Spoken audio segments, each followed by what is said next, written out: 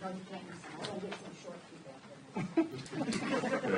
Thank you, Chairman McClain, and thank you all for coming out this morning. My name is Schmidt. Glad to be with you today. We have a couple of bills on the floor this week that I wanted to offer some perspective on.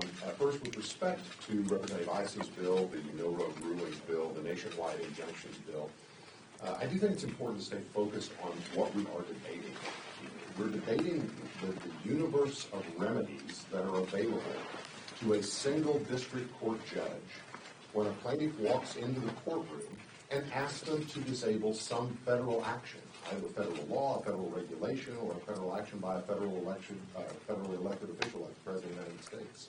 We are not debating whether people who are aggrieved can walk into court and seek redress for themselves. We are not debating whether a district judge has the ability to resolve a case or controversy properly brought in front of them. But this notion that a litigant seeking relief for themselves can walk into any district court in the country where they have standing and ask a judge, and perhaps other litigants similarly coordinated and situated can go into a different district court and ask a judge, and another in a different district court and ask another judge, and only one of those district court judges has to find a sufficient basis to enter an injunction that applies nationwide, grants relief to all of those litigants in every court, and stops the actions of the President of the United States or of a federal actor or a duly enacted federal law or regulation. That is an extraordinary power. And that's why it's been used sparingly throughout most of our history. It's a relatively new concept in the past half century or so. I think the second Bush administration faced about half a dozen of those. The numbers vary a little because the definitions vary a little, but Harvard suggests half a dozen. There were 12 in the Obama administration. There were something like 70 in the first Trump administration. It dropped down to 14 under Biden, and now we've had at least 15 so far in the first 2 months of this Trump administration. It is an extraordinary remedy that is being abused. And so it's time for Congress to step in if the courts won't do it and restore balance so that this rare tool is in fact used rarely. And that's exactly what this bill does. With respect to the SAVE Act, which also will be on the floor this week, I have some experience, perhaps a bit unique. I was Attorney General of Kansas when we were in a position of our state having enacted a nearly identical statute. We were one of the first in the country that adopted a different acronym for it, but it was the same thing, documentary proof of citizenship at the time of first registering to vote.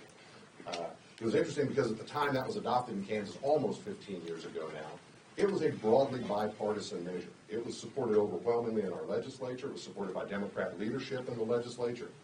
And then, for some reason, folks in the other party had a change of heart. They turned on it. They became bitter opponents and actually wound up backing the litigants who challenged it in court.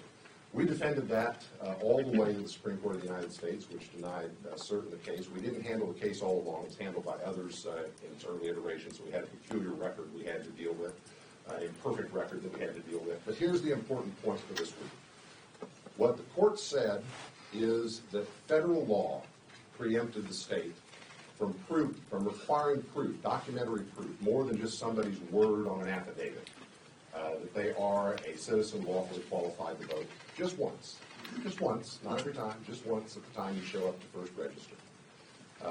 We have the ability to fix that federal law by withdrawing the preemption.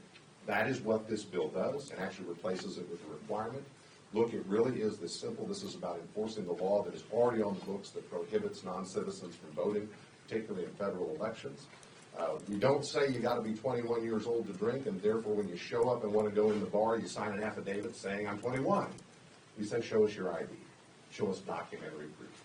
Surely we should have at least that standard in place for protecting the sanctity of our elections. Thank you.